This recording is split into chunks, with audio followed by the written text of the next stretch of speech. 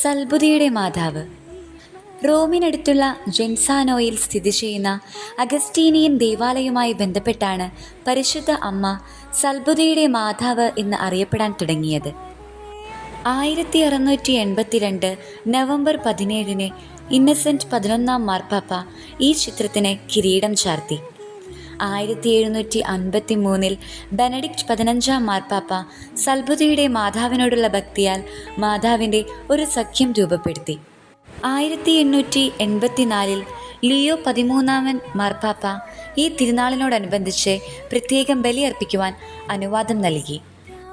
സൽബുദിയുടെ മാതാവിനോടുള്ള ഭക്തി വിശുദ്ധരിലൂടെയും മാർപ്പാപ്പമാരിലൂടെയും തുടർന്നു പോന്നു. മാത്രമല്ല, മാതാവിൻ്റെ ഈ വിശേഷണം ലുത്തിനിയായിൽ ചേർക്കുകയും ചെയ്തു. ഇന്ന് ലോകം മുഴുവനും ഈ ഭക്തി വ്യാപിച്ചിരിക്കുന്നു. നമുക്ക് പ്രാർത്ഥിക്കാം.